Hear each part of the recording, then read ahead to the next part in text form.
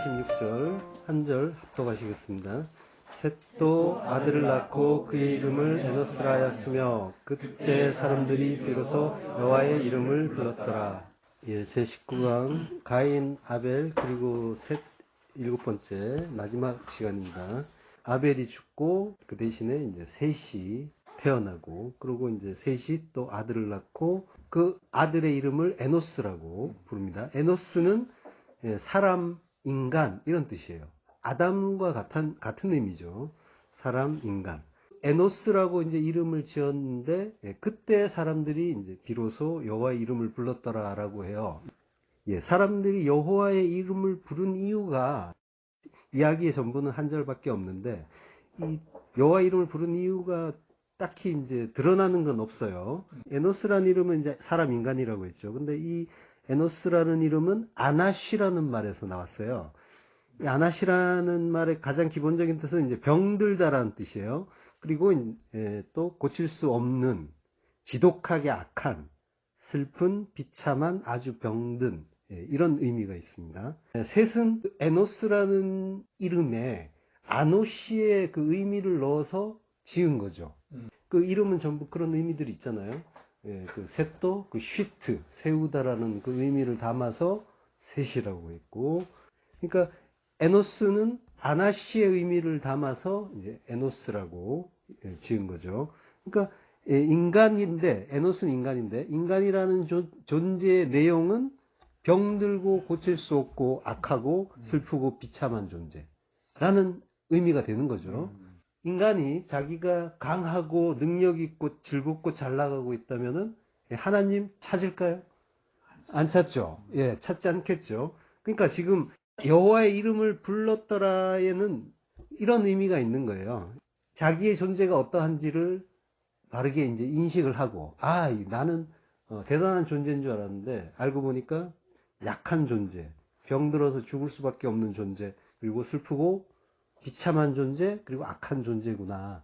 이제 그걸 이해를 한 거죠. 그러니까, 그러면 어떻게 할까? 하나님 붙잡아야지. 하나님밖에 없지? 라고 이제 가는 거죠.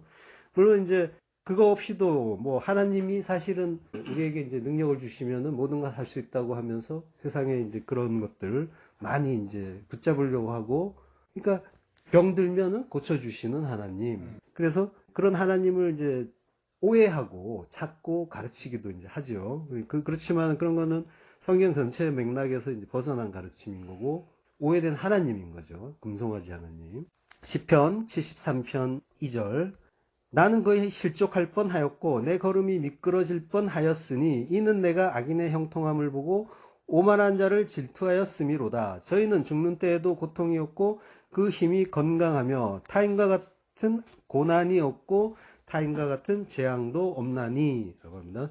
이 시는 이제 아삽의 시죠. 근데 악인의 형통함을 보면서 아삽이라는 시인이 굉장히 고통스러워하는 거죠. 악인이라는 자들이 너무나 형통하고 오만하고 그리고 죽을 때 고통도 없고 건강하고 고난도 없고 재앙도 없으니까 그러면은 하나님 이거 도대체 이거 뭡니까? 의인들은 이렇게 고난에 처하게 하시고 악인들은 이렇게 잘 되게 하시면은 누가 하나님을 따르고 의인하겠습니까? 라고 하나님을 제대로 이해하지 못한 상태에서 하소연을 하는 거죠. 그걸 보면서 실족할 뻔하였고 미끄러질 뻔했다라고 하는 거예요. 형통함이라는 말은 이제 평화, 샬롬이에요. 평강, 평화 이런 의미죠. 그래서 하나님을 오해하면서 그 악인들에 대해서 질투를 했다는 거예요. 카나 질투인데 이게 피엘형으로 쓰였어요. 피엘형이라는 거는 강조형이죠. 정말로 너무너무 질투했다는 거죠. 질투를 엄청나게 해가지고 그래서 완전히 실족할 뻔했다라고 하는 거죠. 그리고 그들은 타인과 같은 고난이 없고 타인과 같은 재앙도 없고 이걸 이제 사람들은 또 흔히 복이라고 하잖아요. 그죠? 재앙이 없고 건강하고 이런 거. 그거를 이제 성도들은 하나님을 제대로 알지 못할 때는 이제 오해를 하고 또 그걸 이제 부러워하고 질투도 하고 이러는 거죠. 그래서 우리도 그런 거 없애주세요 하는 그런 기도 많이 했잖아요. 시편 73편 14절부터 이제 거기에 대한 이해가 나옵니다. 그 시인이 어떻게 이해했는지 같이 합독을 하시겠습니다. 나는 종일 재앙을 당하며 아침마다 징책을 보았도다. 내가 만일 스스로 이르기를 내가 이렇게 말하리라 하였다면 주의 아들들의 시대를 대하여 괴유를 행하였으리이다. 내가 어찌면 이를 알까 하여 생각한즉 내게 심히 곤란하더니 하나님의 성소에 들어갈 때야 저희 결국을 내가 깨달았나이다.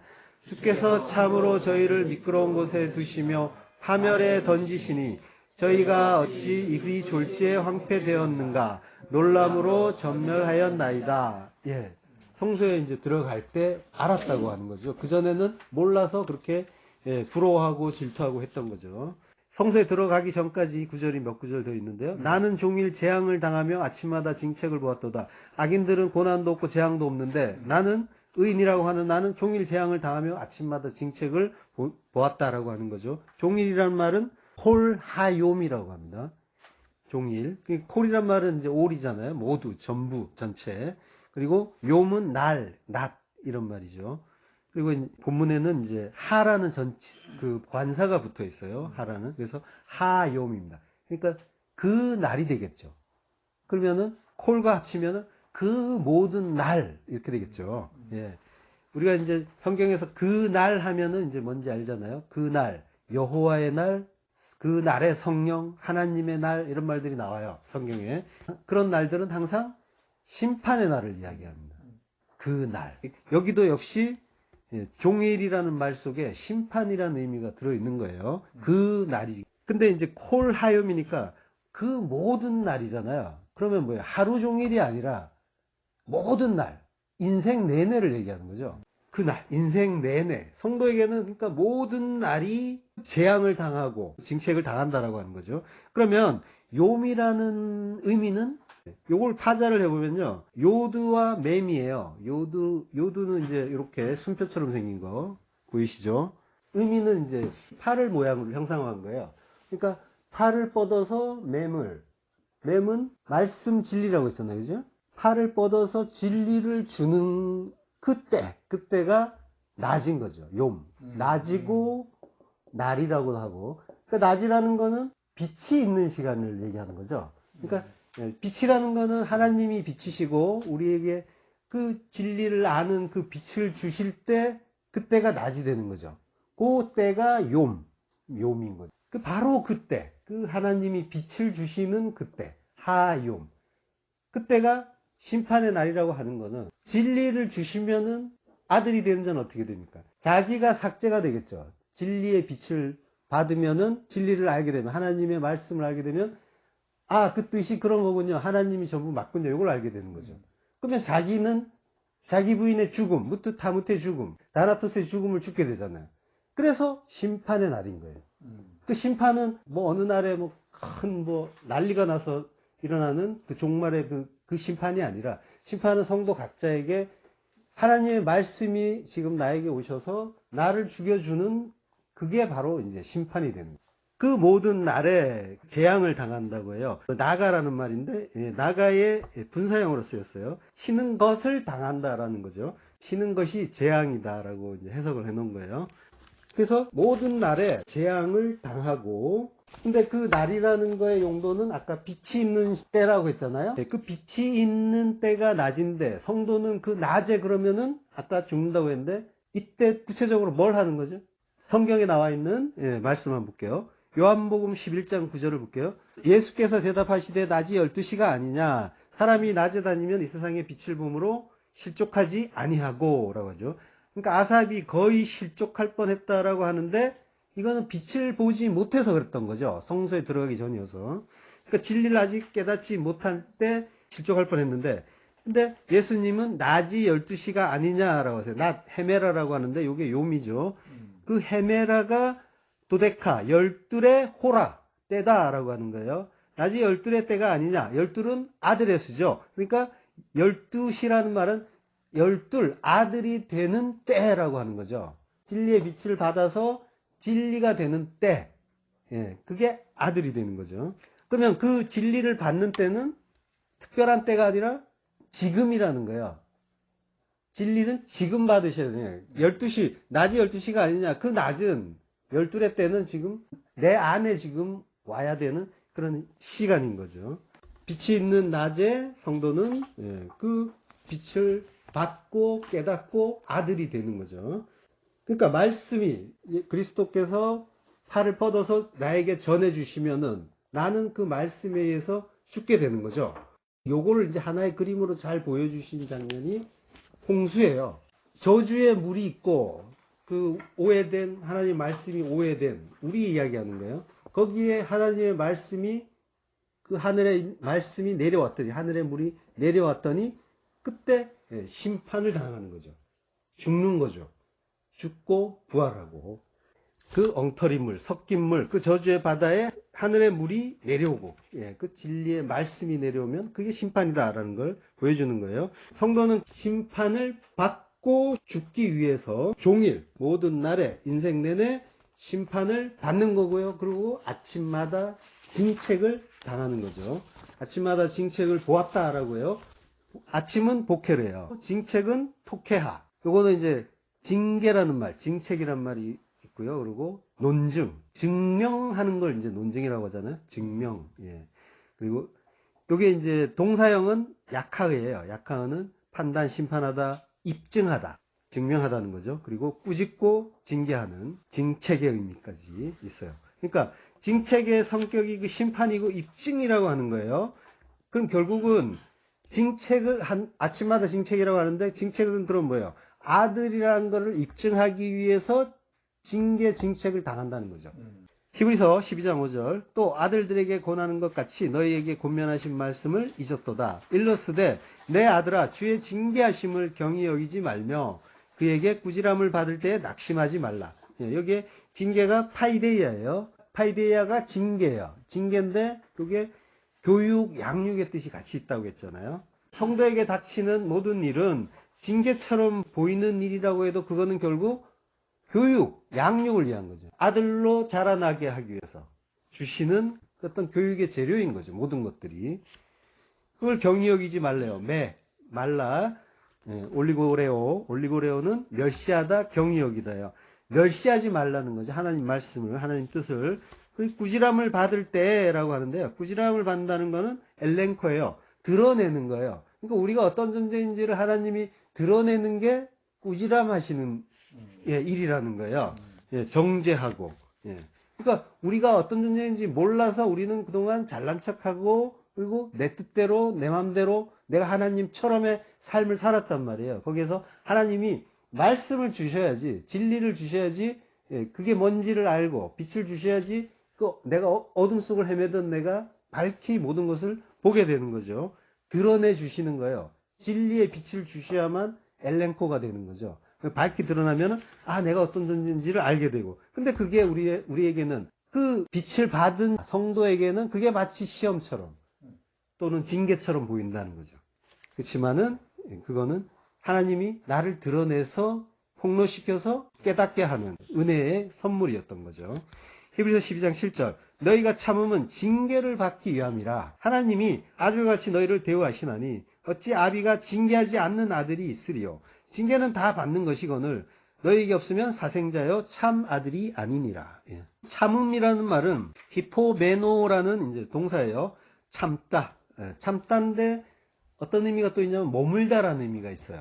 성도에게 있어서 참는다는 거는 이 세상에서 인생을 살면서 머무는 것 자체, 떠나지 않고 머무는 것 자체를 인내라고 해요. 성도의 인내는.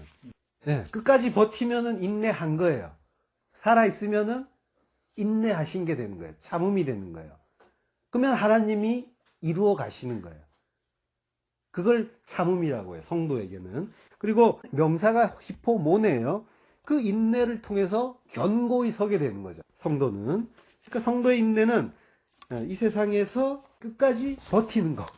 그게 인내가 되는 거예요. 머무는 거. 살아있는 것 자체가 인내고 이 인내가 성도를 견고히 서게 한다라고 하는 겁니다. 그러니까 성도가 이제 세상에 그러면은 이제 버티고 머물고 그걸 통해서 하나님이 이루어 주시는데 근데 그 이유가 성경은 지금 뭐라고요? 징계를 받기 위함이다라고 하죠. 참음은 징계를 받기 위함이라. 그러니까 아버지는 아들을 반드시 징계를 해야 된다는 거예요.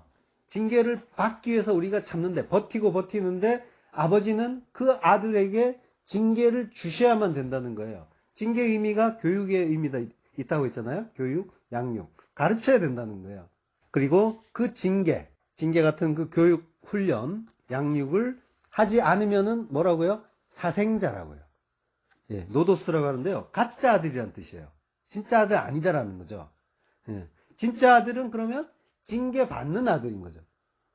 징계 안 받으면 가짜다. 성경 그 얘기예요. 그 본을 예수님이 보여주셨어요. 십자가에서 죽는 거.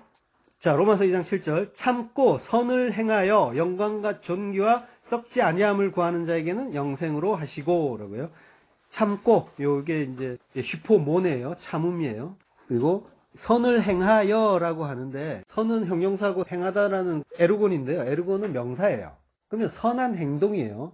선을 행하여라고 번역하면 안 되는 거예요. 그리고 선한 행동이 어디를 수식하냐면 참고가 이게 참음 명사예요. 인내, 히포모네. 요걸 수식해요. 그러니까 선행의 인내 이렇게 되는 거죠. 선한 행위의 인내.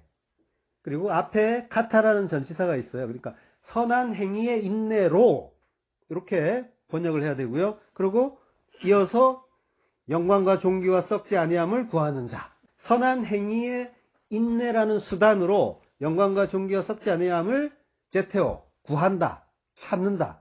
예, 열심히 찾는 거. 그에게는 뭐 한대요? 영생 주신다고 하는 거죠. 선을 행한다는 말을 이제 좀 구분을 해야 되는데요. 우리가 이제 선을 행한다 그러면 뭔가를 밖으로 드러나는 어떤 행위를 해야 되는 것처럼 보이잖아요. 그죠?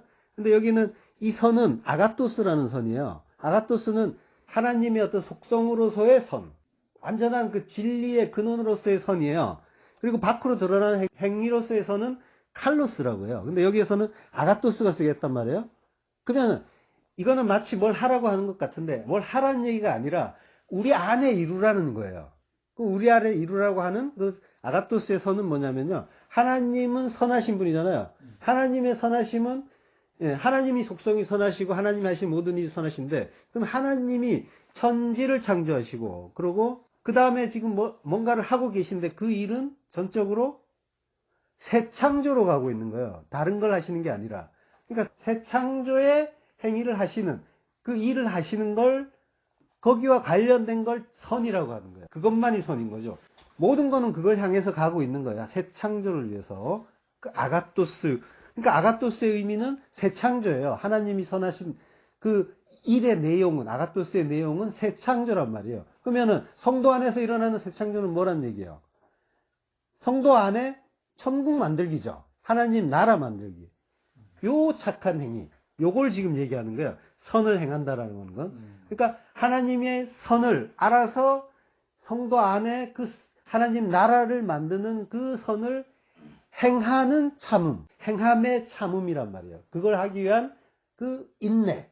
그걸로 그 인내로 영광과 존귀와 그 독사. 하나님의 영광이죠. 영광은. 그리고 티메는 값, 가치, 영예, 존경이라고 하고요. 또 변제, 속전이라는 말이 있어요. 속전. 예. 티메라는 말이 어디에 또 쓰였냐면요. 예수님을 판 그 가룟 유다가 팔았을 때 그 은을 핏값이라고 하죠. 그 밭을 사는데 그게 그때 값이라는 말이 티메예요. 예. 그러니까 티메는 결국 뭐예요? 속전이라는 뜻도 있다고 했잖아요. 그러니까 대속의 속전이 되시고 그리고 마침내 하나님 우편에 앉으신 존귀하신 그분, 예수 그리스도를 가리키는 말인 거죠. 티메라는 말은. 그리고 썩지 아니함, 아프달시아. 썩지 아니함이 아프달시아인데요. 요거에 이제 불멸이라는 말이에요. 우리가 하나님한테 기도하는 대부분은 썩는 거 구하잖아요. 거의 하나님 앞에 설 때 하나님 앞에 가지고 가서 내놓을 수 있는 거는 썩을 것은 못 내놔요. 그러니까 가지고 갈 수 있는 거는 썩지 아니할 것밖에 없는 거죠. 불멸. 그 아프달시아. 요거 가져간다는 거예요. 그러니까 정말로 하나님 앞에 가져갈 수 있는 그거. 그래서 그 앞에서 영원히 하나님이 좋다라고 해 주실 수 있는 그거. 그게 뭔지 이제 요거는 묵상을 한번 해보시고요. 요것들을 전부 인내라는 수단으로 제테오 열심히 찾고 찾는 자에게 하나님이 조에 아이오니오스 영생을 주신다고 하는 거죠. 그러니까 성도의 인내는 하늘의 것을 찾게 하고 영생을 얻게 하는, 그래서 하나님의 선이 드러나는 일인 거죠. 그런데 이 인내는 역설적으로 알고 보면 하나님이 우리에게 이제 인내를 가르쳐 주시고 요구하시는 이유는 역설적으로 보면 우리가 약하다는 의미죠. 만약에 우리가 이제 능력이 좋고 건강하고 힘도 있고 막 이렇다면은 굳이 인내라는 말이 필요가 없죠. 그냥 아주 쉽게 얼마든지 성취하고 감당할 수가 있게 되는 거죠. 그러니까 인내라는 말 속에 에노스라는 그 의미가 같이 들어있는 거예요. 인간의 그 속성, 병들고 비참하고 슬프고 그 악한 존재, 고칠 수 없는 그 병에 드는 자, 약한 인간이기 때문에 필요한 것이 인내라고 하는 거예요. 근데 그 하나님이 그렇게 뭔가 좀 능력을 많이 주셔가지고 쉽게 좀 하게 진행할 수도 있었을 것 같은데, 그러면은 하나님 나라도 쉽게 빨리 오고 그러지 않았을까 싶은데 굳이 인간을 이런 존재로 만드시고 그리고 인내를 요구하신단 말이에요. 거기에는 이유가 있겠죠. 뭘까요? 하나님이 이런 식으로 굳이 인간 편에서 보는 건지도 모르겠지만 힘들게 어렵게 가시는 이유는 뭔가를 가르칠 게 있으니까요. 그걸 배워야 되니까. 이 과정에서 굉장히 이제 많은 것들을 우리는 배울 수가 있다는 거죠. 물론 하나님 택하신 성도에게 그런 능력이 나타나기 쉽지 않겠지만, 그러니까 인내라는 말은 모두에게 적용되는 말이니까요. 그러니까 하나님 은혜를 하나님은 가르쳐 주셔야 돼요. 그래서 우리 인간들은 역설적이게도 에노스가 되는 거예요. 아나시한 그 에노스가. 그러니까 근본적으로 죄 아래, 병 아래 가두어 버리신 거예요. 은혜를 가르쳐 주셔야 되기 때문에.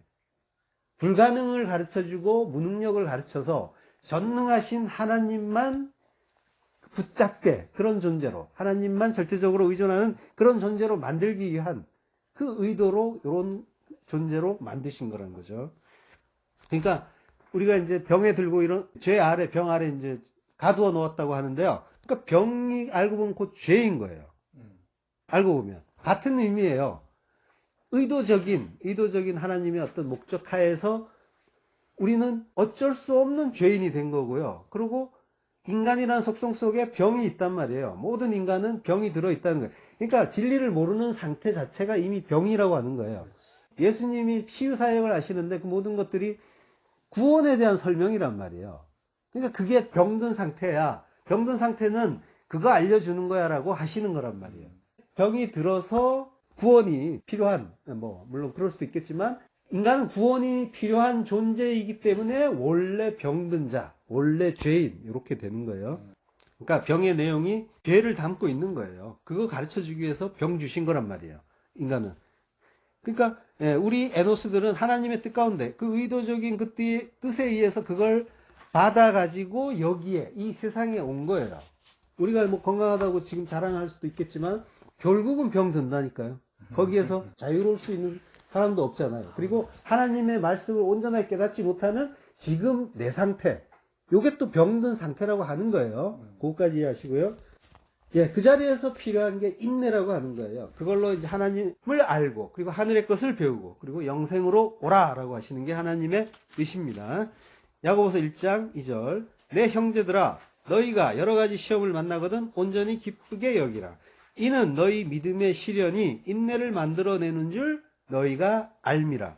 인내를 온전히 이루라. 이는 너희로 온전하고 구비하여 조금도 부족함이 없게 하려 함이라. 라고 해요. 자, 여러 가지 시험을 당하면 온전히 기쁘게 여기래요. 그러니까 모든 일은 하나님 뜻 가운데 일어난 일이고 그것들은 모두 감사거리, 찬양거리라고 했잖아요. 같은 이야기인 거예요.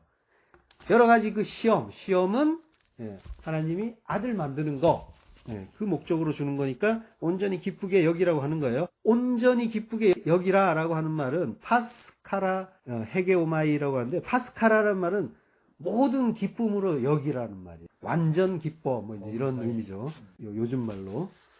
그게 어떨 때 완전 기쁘게 여기래요? 시험을 만날 때. 이걸 놓치시면 안 됩니다. 시험을 만날 때, 페이라스모스, 이 시험, 시련, 요걸 만날 때 기쁘게 여기래요. 근데 만난다는 말이 재밌어요. 만난다는 말이 페리핍토라는 말이에요. 주위에 떨어지다라는 말이에요. 페리가 주위라는 뜻이고요. 핍토가 떨어지다라는 말이에요. 그래서 주위에 떨어진대요. 그러니까 시험이라는 것이 우리 주변에 막 떨어진다는 거예요. 예, 요 피토라는 말이 이제 그 씨 뿌린 자의 비유에 나오는 말이에요. 마태복음 13장 3절.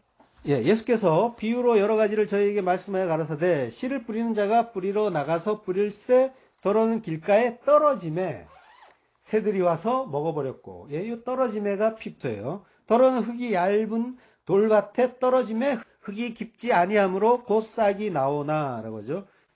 씨는 이제 스페르마고요. 그리고 뿌리다는 스페이로예요. 그러니까 씨 뿌리는 자가 스페르마를 씨를 뿌리면 스페이로, 그러면 씨는 어딘가에 피토 떨어지는 거죠.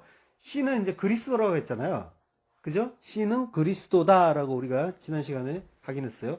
그리스도가 복음의 핵심이고 본질이고 그분에 대한 내용이 다른 말로 진리라고 하잖아요. 그러니까 하나님이 그 진리를 그리스도라는 그 내용을 담아서 뿌려요. 뿌리는데 피토 하면은 이제 떨어지겠죠. 피토로 떨어지는데 그게 성도에게는 어떻게 받아들여지냐면 페리피토로 자기 주변에 막 떨어지는 걸로 보이는 거예요. 시험이 막 떨어지는 거예요. 시험의 내용은 그리스도인데 그게 막 떨어지는 걸로 보이는 거예요. 그래서 정신을 못 차리는 거예요. 막 힘들다고 괴롭다고 아우성을 치는 거예요. 이 모양 저 모양으로 그리스도가 떨어지는데, 예, 진리 알아먹으라고 하나님이 주시는 선물인데, 그러나 우리는 그게 뭔지 몰라갖고 또는 다른 데 신경 쓰느라고 그걸 진리로 보지 못하고 내 선악의 판단으로 보면서 좋다 나쁘다 좋아요 싫어요 하나님 미워요 이러고만 있는 거죠. 자, 야고보서 1장에서 뭐가 떨어졌다고 해요? 시험, 페이라스모스. 마태복음에서는 씨. 예, 그러니까 씨가 페이라스모스. 이게 같은 의미라는 거예요. 시험이 결국 그리스도를 담고 있는 일이라는 의미인 거고요. 그러니까 이스라엘이 출애굽 후에 40년 광야 생활을 하잖아요. 광야 생활을 스데반 집사는 광야 교회라고 했죠. 근데 교회라는 건 하나님 예배하고 하나님 뜻 배우고 하나님 나라로 지어지는 곳이에요. 그리고 각자를 얘기하는 거예요. 각자 자기. 예. 한 사람 한 사람 안에 하나님 나라가 세워지는 거죠. 그러니까 교회는 다른 거 하는 거 아니죠. 예. 콜 하욤 동안에 할 일은 하나님의 그 뜻을 아는 거죠. 그 뜻을 아는 걸 이제 40년 광야라고 하는데, 광야 생활. 그 40년 사로 완성하는 거다라고 그 의미를 담아서 주신 거예요. 사를 완성하는 기간이 성도의 광야 인생 그 의미다. 그 기간의 목적이다라고 하시는 거죠. 이 사라는 말은 성경에 많이 나와요. 이스라엘이 애굽에서 4대 만에 돌아온다고 하죠. 사예요. 400년 종살이, 그리고 족장이 넷 나오죠. 그리고 사보음서가 나와요. 그리고 사방이 있고요. 그리고 희생재단에 모퉁이가 넷이죠. 그리고 내 생물, 내 얼굴, 내 날개, 이렇게 넷이라는 말이 많이 나와요. 넷이 이제 이게 진리의 어떤 완성이란 말이에요. 그 완성을 누가 하냐면 하나님이 다 아세요. 그러니까 셋이 하늘의 수죠. 3이. 하늘이 넷을 이루기 위해서 어떻게 하냐면 자기 몸을 찢어요. 그리고 그 하나, 밖으로 나간 그 신부를 자기 안으로 끌어들인단 말이에요. 그래서 넷을 이루는 거예요. 그게 넷을 이루고 완성한다라고 하는 거예요. 요걸 이제 사랑이라고 하잖아요. 하나님의. 사복음서 마지막이 요한복음이고 주제가 사랑이잖아요. 요한은 사랑의 사도. 이렇게 완성이 되는 거죠. 그러면 성전이라고 하잖아요. 정사각형의 성전. 그러니까 성도의 인생 자체, 그 40년 광야는 바로 사를 완성하기 위한, 그걸 이루기 위한 기간이다라고 하는 거죠. 그러니까 하나님은 그걸 가르쳐 주시기 위해서 낮추시고 시험하시는 거예요. 선악과 먹고 하나님처럼 높아진 그 우리를 먼지 티끌의 자리로 낮춰주시는데, 그래서 진짜 하나님이 어떤 분인지를 알게 되는 거죠. 요걸 다름 아닌 시험, 페이라스모스로 이루어 주겠다라고 하시는 거예요. 그러니까 시험이 중요한 거예요. 시험이 막 페리필토 할 때 마냥 괴로워요 싫어요가 아니라 하나님이 나를 성전 만들려고, 하나님 나라 영원한 천국 만들려고 뭔가를 주고 계시구나를 알고 잘 배우시면 되는 거죠. 뜻을 깨달아가면서 자라나시면 되는 거예요. 그러니까 그 시험의 내용은 다른 게 아니에요. 그리스도 알려주시는 거예요. 그리고 진짜 하나님이 어떤 분인지를 알려주는 거죠. 너희가 하나님 아니고 내가 진짜 하나님이다. 이거를 인생 내내 강요가 아니라 설득으로 가르쳐 주시는 거예요. 그리고 그 결론은 결국 하나님의 은혜인 거죠. 하나님이 모든 걸 이루시니까요. 그 은혜의 핵심이 예수 그리스도 십자가인 거예요. 그걸 제대로 모르면, 그리고 그거 빠지면은 아무것도 아닌 거죠. 따라서 성도는 그 자기에게 오는 모든 그 시험들의 내용이 예수 그리스도 십자가고 하나님의 사랑이라는 거, 요거를 잘 아셔야 되는 거죠. 이게 뭔지 모르면 고난이고 환란이라고 해요. 그렇지만은 그거는 예수 그리스도 십자가고 그리고 하나님의 사랑이다. 예. 그러니까 좋아요, 이게 너무 감사해요 하는 사람이 진짜 성도인 거예요. 그러니까 이 시험이 올 때 우리는 항상 괴로워한다고요. 막 두 마음으로 판단하면서 싫어요, 괴로워요, 스트레스 받아요, 막 이러면서 힘들어 하는데, 진짜 성도는 하나님이 나를 기억하고 계시고 나를 하나님 나라 만들려고 뭔가 사랑의 어떤 일을 하고 계시구나라고 그걸 알고 기뻐하는 거예요. 아멘. 예, 참으로 기뻐하는 거죠. 성도는 그걸로 감사하는 자들인 거예요. 왜냐하면 목적 자체가 40을 위한 거기 때문에, 인생 자체가. 예. 그러니까 괴로워할 일이 아니고 죽겠다고 비명질 일이 아닌 거예요. 시험이라는 거는 항상 불시험이에요.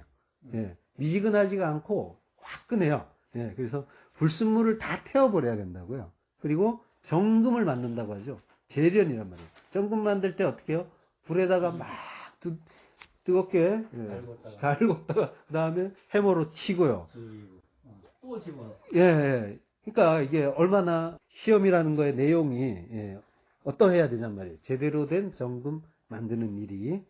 자, 그래서 야고보 사도가 이렇게 말합니다. 3절. 이는 너의 믿음의 시련이 인내를 만들어내는 줄 너희가 알미라.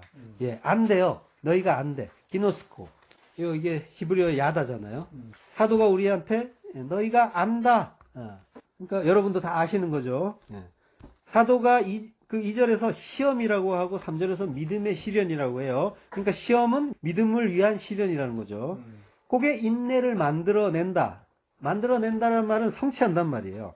그걸 너희가 안 돼요. 예. 그리고 4절. 인내를 온전히 이루라. 이는 너희로 온전하고 구비하여 조금 더 부족함이 없게 하려 함이라. 라고 해요. 요 구절에서는 대라는 단어가 하나 빠졌어요. 번역이. 대는 그러나예요. 그러니까 너희가 시련이 인내를 만들어내는 걸 알아. 그러나라고 지금 사도가 말을 전개하고 있는 거예요. 그러나가 있어요. 역접이죠. 너희가 안다고는 하지만, 근데 그게 막상 인생 속에서 닥칠 때 너희 그때마다 실족하고, 그리고 흔들리고 요동하더라. 괴롭다고 비명 지르더라. 그래서 하는 말인데, 인내를 온전하게 이루어. 라고 하는 거죠, 지금. 그러니까 그러나가 이게 없으면 안 되는 거예요. 있어야 되는 건데. 예, 온전하게 이루라는 거는 텔레이오스, 그 완성하라는 얘기예요. 명사형이 텔로스예요. 그게 끝, 결론, 마침, 목표, 목적 이런 뜻이에요. 그리고 이제 텔레오라는 말이 끝내다, 완성하다 이런 말이에요. 인내를 온전히 이루라. 이루라는 말은 에코라는 말인데 이제 이게 해부의 영어에 가지다, 소유하다라는 뜻이에요. 이게 원문을 직역하면 어떻게 되냐면요. 인내가 온전한 그 일, 에르곤이라는 말이 있어요. 그 일을 또 이제 영어 성경에서는 결과라는 말로도 이렇게 해석을 했는데, 리절트로. 그러니까 인내가 온전한 그 결과를 갖게 하라. 이렇게 되는 거죠. 그러면 이제 인내가 갖게 되잖아요. 완성된 어떤 일, 결과를. 그러면 인내가 갖게 되는 그거는 뭘까요? 뒤에 나오죠? 온전하고 구비하여 조금도 부족함이 없는 것. 하나님의 성전, 천국 이야기하는 거죠. 예, 그걸 갖게 한다고 하는 거죠. 그러면은 우리에게 오는 많은 일들, 시험들의 목적은 뭘 위한 거라요? 천국 만들기 위한 거라는 게 맞죠. 여기에 텔로스, 목적이라고 하는 거예요. 이게 결론이고 끝이다.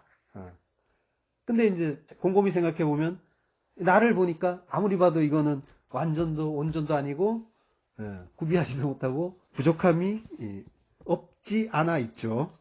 그러니까 예.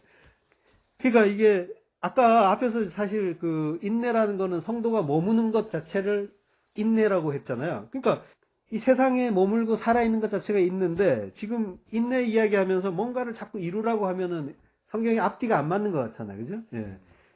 그래서 그럴까봐 우리가 못할까봐 예수님이 이루어 주셨잖아요. 예수님이 십자가에서 테텔레스타이라고 하셨죠? 다 이루었다. 이 말이 텔레오예요. 테텔레스타이가 원형이 텔레오고요. 요게 이제 수동태로 바뀐 거예요. 그리고 주어는 3인칭 단수예요. 그럼 해석이 좀 이상하죠?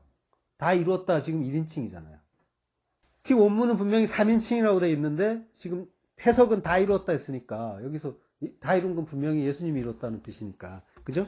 그러니까 지금 번역이 좀 불완전한 거죠, 사실은. 직역을 하자면요. 3인칭 단수니까 그가 라고 얘기했죠. 그가 수동태예요. 다 이루겠다. 이렇게 해야 되는 거죠. 그럼 내가 아니고 그가. 그는 누구예요? 아버지겠죠. 아버지가 다 이루게 하셨다. 그래서 다 이루어졌다. 이런 의미가 되는 거죠. 그러니까 우리가 하는 게 아니라 아버지가 하신다는 거예요. 모든 거는.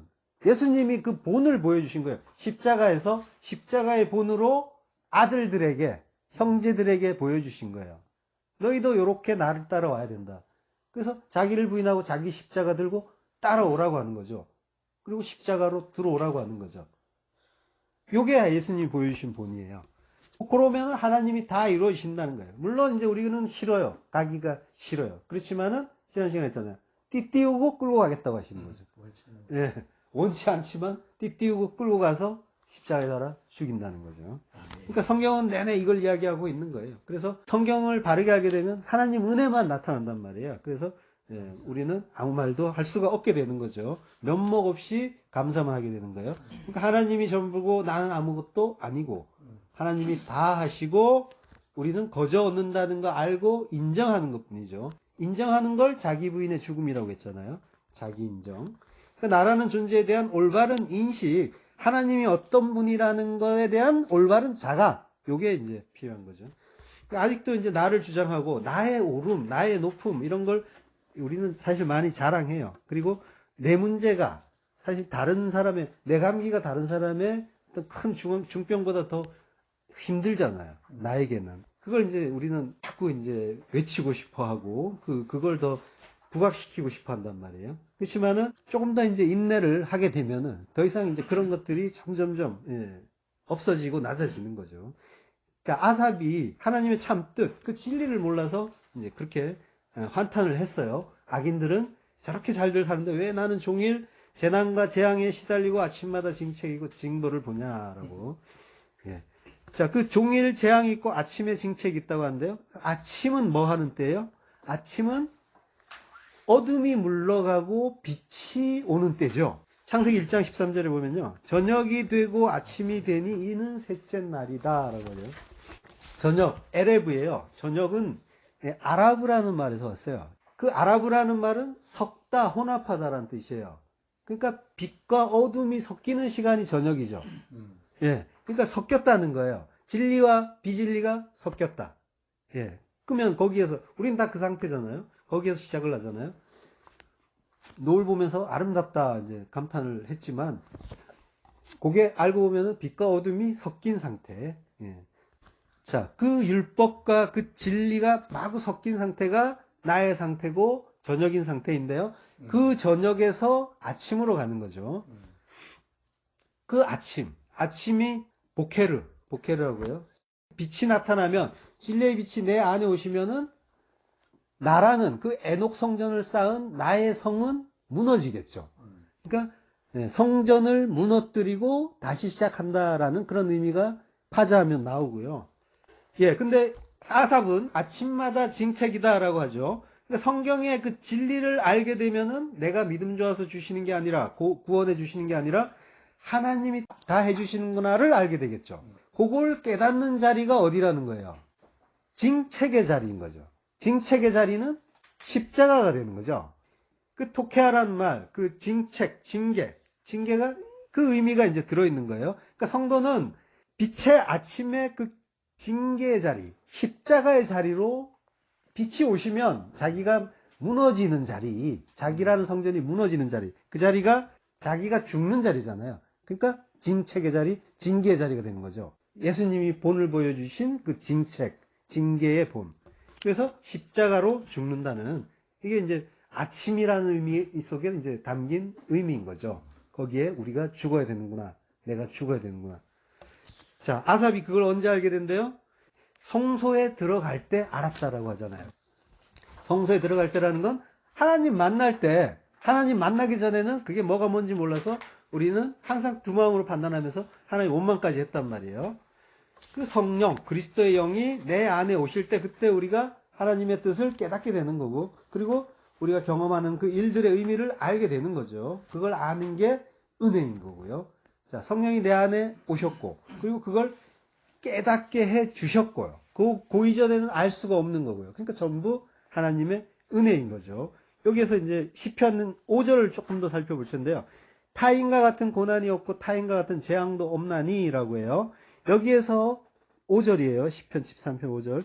타인이라는 말은 에노시예요. 에노스란 말이에요. 인간, 인류. 그러니까 아기는 그 에노스와 같은 고난이 없다. 결국 에노스는 고난이 있다라는 거죠. 그리고 뒤에 타인과 같은 재앙. 뒤에 타인은 아담이에요. 아담도 물론 인간이란 뜻이죠. 사람. 그러니까 아기는 에노스와 아담 같은 고난도 없고 재앙도 없는데 에노스, 아담 이건 뭐예요?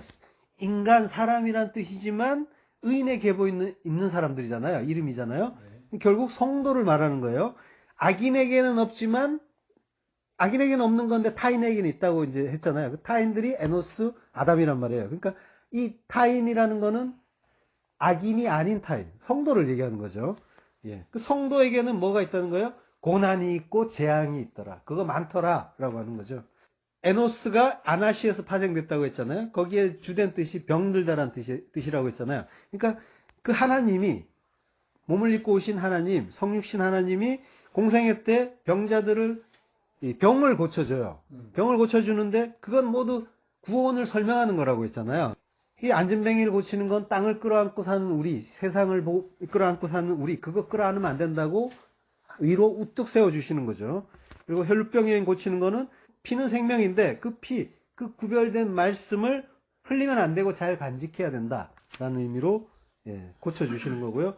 그 소경을 눈뜨게 한다라고 하는 거는 본다고 하는데 소경, 진리를 보지 못하는 자들을 눈을 뜨게 해서 진리를 볼 수 있게 깨우쳐주는 전부 우리에게 주시는 말씀이란 말이에요. 어떤 특정한 병자를 고치는 것 거기에 목적이 있는 게 아니라 그걸 오해하고 막 치유, 신유 이런 게 간판에 이제 걸리기도 하고 어떤 교단에는 그걸 이제 자기들의 어떤 교리로 내세우기도 하는데 오해한 거죠. 그리고 이제 문둥병자 고치는 것 같은 거는 이제 통증을 모르는 상태잖아요. 그러니까 죄가 뭔지도 모르는 그래서 그 멸망으로 가고 있는 우리를 깨닫게 하는 그런 일들이었던 거죠. 신명기 28장 21절 여호와께서 내 몸에 연병이 들게 하사 내가 들어가 차지할 땅에서 마침내 너를 멸하실 것이며 여호와께서 폐병과 열병과 염증과 학질과 한재와 풍재와 썩는 재앙으로 너를 치시리니 이 재앙들이 너를 따라서 너를 진멸하게 할 것이라. 예. 하나님이 마치 저주처럼 재앙을 막 주세요. 예. 그렇지만 우리는 이제 알잖아요. 예. 하나님이 막 이런 저주 같은 일들을 주시는 게 저주 자체가 목적이 아니라 돌아오게 하는 그게 목적이었다는 거. 결국은 그 은혜 알고 우리가 더욱더 엎드리게 되는 게 이 저주의 말씀을 하실 때였던 것 같아요. 오히려요. 하나님 저주처럼 하신 말씀을 한번 볼게요. 연병이라고 해요. 연병. 연병이 들게 하는데요. 연병은 데베르예요. 데베르가 이제 역병 패스트인데 이게 다바르란 말과 똑같은 말이에요. 다바르는 말씀이에요. 그러니까 이게 그 모음이 붙은 거는 이때가 아니란 말이죠. 주후 5세기니까, 5세기, 6세기니까 마소르 알파가 만든 거니까 원래는 똑같은 글자였다는 거죠. 그러니까 이 데베르라고 쓴 거는 말씀을 의도적으로 같이 담아서 주신 거예요. 그러니까 말씀 오해하면 그게 연병이다라고 하시는 거죠. 그거 멸망이다라고 하시는 거예요. 그리고 그 연병이 들게 하사라는 말이 이제 다바크인데요. 다바크는 달라붙다 결합하다라는 뜻이에요. 이 말은 창세기 2장 24절에 보면요. 남자가 부모를 떠나 그 아내와 연합하여라고 할 때 쓰인 말이에요. 이거는 뭐예요? 그리스도와 교회가 연합하는 거잖아요. 연합해야 되는 거죠. 단단하게 꽉. 예. 그러니까 뭐예요? 말씀이 너에게 완전히 너와 하나가 된다라고 하시는 거죠. 오히려 은혜의 말씀인 거죠. 그리고 이게 은혜의 말씀이 되려면 이 멸하실 것이며가 이제 해결이 돼야 되죠.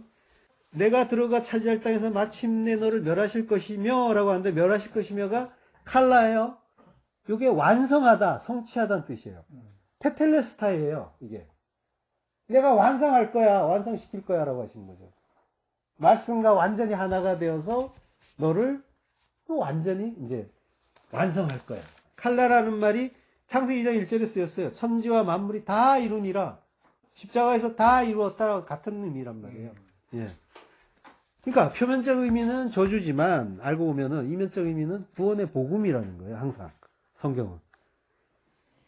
그걸 하나님 계속 말씀하고 계시고요. 요걸 알라고 연병이 쓰였어요.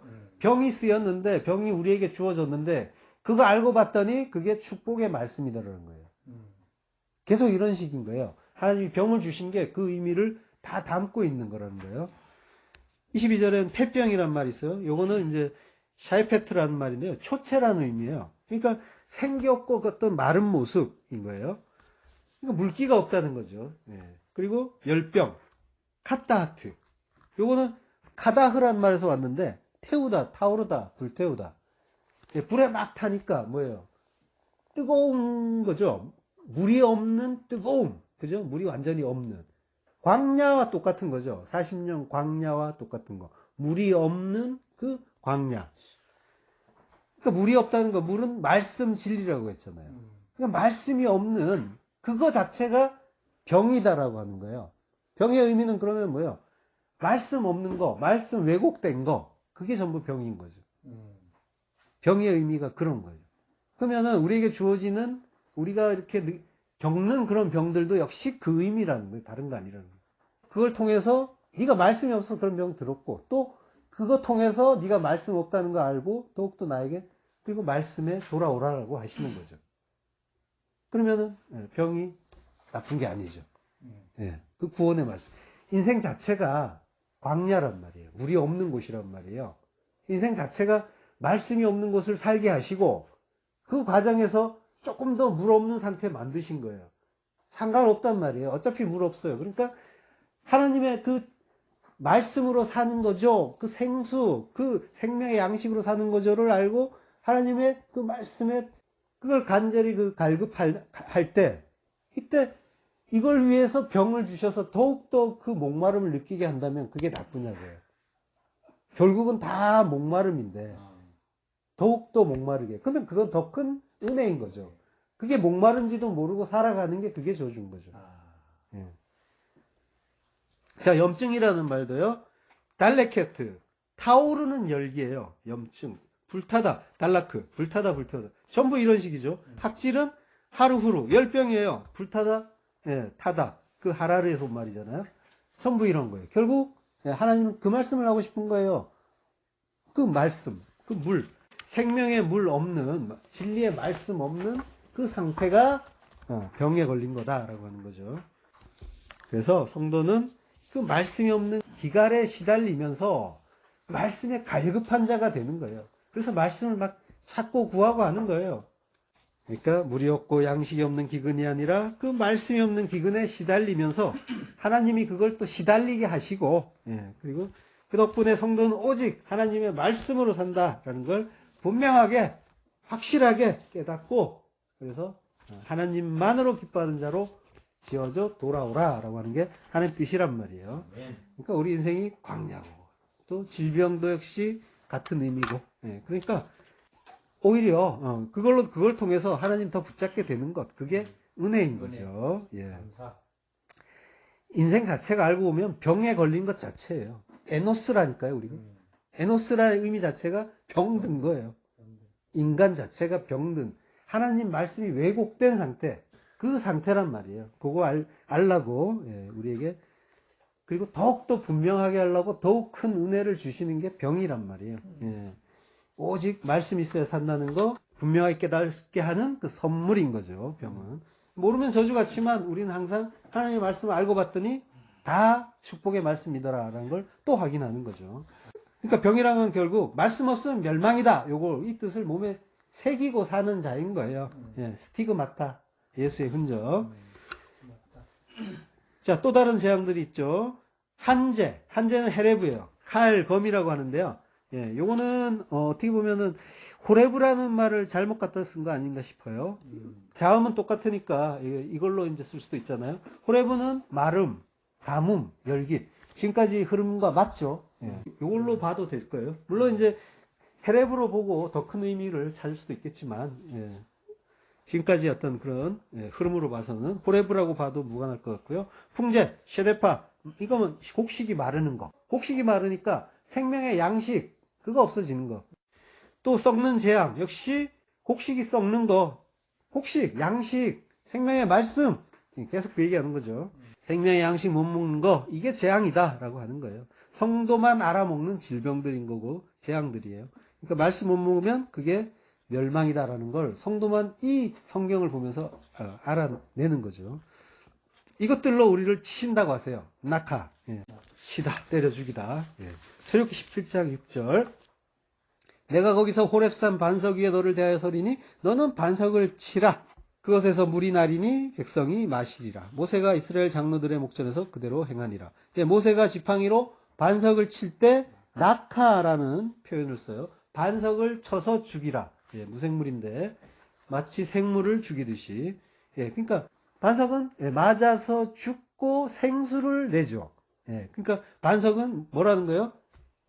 예수님이라는 거죠. 그러니까 예수님을 쳐서 죽이듯이 성도를 낙하하겠다는 거죠. 십자가에 달아서 너도 똑같이 죽여버릴 거야 라고 하시는 거예요. 이 재앙들이 너를 따라서 너를 진멸하게 할 것이라. 이거는 이제 네가 죽을 때까지 이 재앙들이 너를 끝까지 따라다니면서 진멸, 완전히 멸망시킬 거야 라고 하는 거예요. 무트타무트 할 거다 라고 하는 거죠. 끝까지 따라가서 죽이고 죽여서 뭐 하시게요? 부활시키려고. 죽어야 부활인데 이놈이 안 죽으니까 끝까지 따라다니면서 얼마나 큰 은혜입니까? 죽어야 산다라는 그걸 우리는 계속 확인했잖아요. 그러니까 하나님은 그걸 이루어주기 위해서 창조에서 새 창조로 옛 성전 무너뜨리고 새 성전으로 세우시는 그 일, 그 새 창조의 일을 신실하게 택하신 자들에게 이제 해 주시는 거죠. 너를 진멸하게 할 거야. 이 재앙들을 보내서 이 말씀에 이 기갈들게 하는 재앙. 구원의 복음이었잖아요. 그걸 주어서 그 말씀만을 붙잡게 해서 말씀에 의해서 맞아 죽게 하는 그 진멸, 무트타무트의 죽음을 죽게 할 거다라고 하시는 저주가 아니라 결국은 은혜의 복음인 거죠. 한국말도 끝까지 들어봐야 되지만 하나님 말씀도 끝까지 들어봐야 의미를 제대로 할 수가 있죠. 예레미야서 17장 9절. 만물보다 거짓되고 심히 부패한 것은 마음이라 누가 능히 이를 알리오마는. 심히 부패한 것은 이 아나시예요. 병들다. 그 에노스, 인간의 그 마음은 근본적으로 병이 들었다는 거예요. 원래 그런 놈이라는 거예요. 원래 죄인인 거고 죄인이 병자라는 거잖아요. 거짓되다는 말은 아코브예요. 아코브는 속인다라는 의미인데요. 이게 이제 아카브가 되면은 이제 발꿈치를 잡대요. 발꿈치를 잡는 건 누구예요? 야곱이죠. 야아코브. 같은 글자예요. 그래서 야곱이 속이고 발꿈치를 잡는 자라는 그런 말을 듣는 거죠. 그 의미를 갖다가 이제 야곱이라는 이름을 지은 거죠. 마음이 거짓되고 부패한 자. 그러니까 병든 자죠. 병든 자. 요게 야곱이다. 야곱은 이스라엘이다. 이스라엘은 우리죠. 우리가 거짓되고 부패한 자, 마음이. 요거 알라고 병 주시는 거예요. 그래서 병을 주셔서 불가능을 깨닫고 돌아오라고. 어떤 사람들은 병 때문에 힘들고 괴롭고 뭐 이런 이제 하소연도 하잖아요. 힘들죠. 건강한 사람 보면은 더 부럽고 힘들고 하잖아요. 그렇지만 덕분에 나의 그 죄성 깨닫고 하나님께 돌아올 수 있다면 건강해서 하나님 볼 사이 없고 돌아치기 바쁘니까 그거보다는 미리 그 지옥을 경험하고 그 영원한 지옥을 면한다면은 병은 사실은 뭐예요? 백신이 되는 거죠. 지옥의 백신. 그러니까 예방주사 미리 맞고 조금 아프지만 영원한 그 지옥에 떨어지지 않는 그가 나은지 아니면은 안 맞고 맞을 필요 없이 건강하니까 그 좋다고 하다가 영원한 그 멸망으로 떨어지는 그런 자 누가 더 나은 건지 한번 잘 생각해 보시기를 바라고요. 그러니까 병들었다고 괴로울 게 아니라 더욱더 하나님 찾고 붙잡고 할 일인 거죠. 아멘. 선악으로 자꾸 나눠서 병든 건 나쁜 거, 건강한 건 좋은 거 이렇게 이제 보잖아요. 근데 이제 나쁜 게 없고 다 감사한 거. 그리고 병조차도 알고 보면은 다 하나님의 어떤 그런 말씀, 진리, 그 생명의 양식, 결국 말씀인데 그거 알라고 주시는 거였더라라는 거. 그걸 더 깨닫게 하기. 그러면 이제 다 감사가 되는 거고. 오늘 본문에서 셋이 에노스를 낳을 때 그때 여호와의 이름을 불렀다라고 하죠. 네. 그러니까 인간이라는 존재가 어떤 존재인지를 알고 하나님이 어떤 분이라는 걸 이제 알았다는 거죠. 자기의 불가능을 깨달으니까 그때 비로소 여호와의 이름을 불렀더라. 사람들이라고 하는데 사람들이 부른 건 아니에요. 요거는 이제 주어가 단수예요. 3인칭 단수. 그가 불렀더라요. 그는 누구예요? 셋이죠, 셋. 셋이 불렀다는 거죠. 여호와의 이름은 셈, 이름은 말씀이고요. 카라, 불렀더라가 카라예요. 불렀다가 이제 선포하다는 뜻도 있어요. 그러니까 바꿔서 얘기하면 여호와의 이름을 선포했더라라고 되는 거죠. 헬라어로는 이제 카라를 칼레오라고 해요. 교회는 이제 에클레시아라고 하죠. 어디로부터 밖으로 칼레오 불러냈다. 그 불러낸 게 이제 교회라고 하는 거죠. 그러니까 이름을 부른다라는 것은 말씀을 선포하는 거고요. 말씀이신 예수 그리스도의 의미를 알고 붙잡았다는 거죠. 요한계시록 19장 13절. 또 그가 피 뿌린 옷을 입었는데 그 이름은 하나님의 말씀이라 칭하더라. 예수 그리스도의 이름이 곧 말씀이라고 하세요. 로마서 10장 13절. 누구든지 주의 이름을 부르는 자는 구원을 얻으리라. 파스라는 말이 있어요. 주의 이름을 부르는 모든 자는 구원을 받는데요. 단순히 이제 이름을 호명하는 걸로는 구원을 못 받겠죠. 마태복음 7장 21절. 나더러 주여 주여 하는 자마다 다 천국에 들어갈 것이 아니오라고 하시잖아요. 그러니까 주의 말씀을 선포하는 자, 자기의 불가능을 깨닫고 그 생명의 말씀이 나를 살린다는 걸 알고 그 말씀 붙잡고 선포하는 모든 자, 그가 구원을 얻는 거죠. 그러니까 아버지의 뜻대로 행하는 자라고 하죠. 하반절에 보면 다만 하늘에 계신 내 아버지의 뜻대로 행하는 자라야 들어가리라. 아버지의 뜻대로 행하는 자, 아버지의 뜻은 아까 말씀드렸지만 새 창조, 하나님 나라 만드는 자, 그가 천국에 들어간다라고 하는 거죠. 그때 사람들이 비로소 여호와의 이름을 불렀더라. 자, 여기 9절에서 우리 성경에 번역이 생략된 그런 단어가 있어요. 여기 어떤 단어가 생략이 됐냐면 할랄이라는 단어가 생략이 됐어요. 그때 사람들이 비로소 여호와의 이름을 불렀더라라고 하는데요. 여기에는 할랄이라는 단어를 번역을 안 했어요. 이 할랄이라는 단어가 이제 시작하다, 찌르다 이런 뜻이 있어요. 시작하다를 넣어서 이제 번역을 하면요. 그때 그가 여호와의 이름을 부르기를 시작했더라. 이렇게 해석을 할 수 있겠죠. 야, 근데 할랄은 이제 찌르다라는 뜻도 있다고 했잖아요. 찌르다. 이 할랄을 찌르다라는 의미를 넣어서 다시 해석을 해볼게요. 얼핏 보면은 잘 연결하기 쉽지 않은 것 같은데 찌르다라는 말을 넣어서 번역을 해보면요. 그때 사람들은 아니죠. 3인칭 단수라고 했으니까 그가라고 해요. 그때 그가 하나님의 말씀, 여호와의 이름은 하나님의 말씀도 되잖아요. 하나님의 말씀을 불렀다라는 선포하다라고 할 수도 있잖아요. 그러면 이거 그대로 번역을 해볼게요. 그때 그가 하나님의 말씀을 선포하기 위하여 찔림을 받았더라. 이러면은 이게 지금 누구 이야기가 되는 겁니까? 예수님 이야기가 일단 되는 거죠. 예수님의 십자가 어떤 순환의 그런 모습인 거죠. 고난의. 이사야서 53장 5절. 그가 찔림은 우리의 허물을 인하며 그가 상함은 우리의 죄악을 인함이라.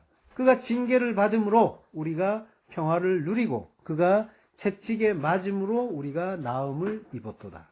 그가 할랄 찔림은 우리의 패샤 반역죄 그것 때문이고 그 십자가라는 형벌은 반역죄에 주로 쓰는 거예요. 이제 뭐 강도라고 하는데 이 사람들은 열성당원들이었다고 이제 거의 보고요. 그러니까 십자가에 죽는다는 거는 하나님 나라의 반역자라는 그런 의미가 담겨 있는 거예요.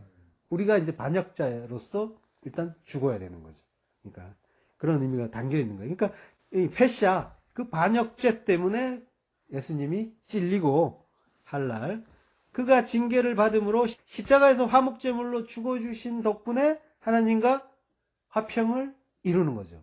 샬롬, 평화를 이루고 그가 징계를 받은 덕분에 그리고 그가 채찍에 맞음으로 죽을 수밖에 없는 그 병에 걸린 우리 에노스들이 생명의 말씀을 받고 나음을 입는 거죠. 그래서 우리는 여호와의 이름, 그리스도의 이름만 부르면서 말씀만 선포하면서 가는 거죠. 이마에 그 하나님과 어린 양의 이름을 붙인 자, 이름이 새겨진 자, 그가 그리스도인인 거죠. 성도인 거죠. 예. 그가 에클레시아, 부름받은 교회인 거죠. 그 교회 다 되시기를 축원합니다. 기도하겠습니다.